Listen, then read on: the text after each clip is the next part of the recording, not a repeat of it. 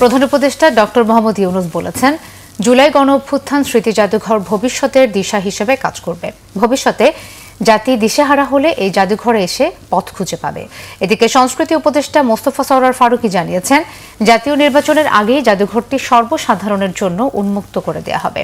মঙ্গলবার গণভবনে অবস্থিত জুলাই গণঅভ্যুত্থান স্মৃতি জাদুঘরের চূড়ান্ত পর্যায়ের কাজের অগ্রগতি পরিদর্শন করেন প্রধান উপদেষ্টা ডক্টর মোহাম্মদ ইউনূস।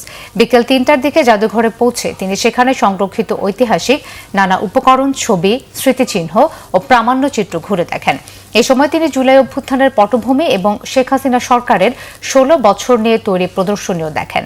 প্রধান উপদেষ্টার সঙ্গে বিএনপি, জামাত ইসলামী ও এনসিপির নেতারা, বিভিন্ন মন্ত্রণালয়ের উপদেষ্টা, গুমের শিকার পরিবারের প্রতিনিধি এবং জুলাই অভ্যুত্থানের ছাত্র নেতারা উপস্থিত ছিলেন।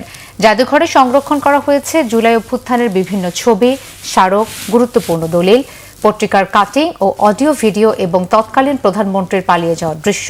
পরে প্রধান উপদেষ্টা বলেন, জুলাই শহীদদের রক্ত তাজা থাকতে এই জাদুঘর নির্মাণ সম্ভব হয়েছে।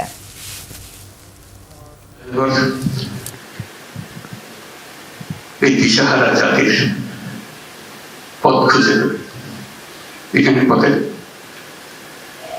ঠিকানা পাওয়া যাবে।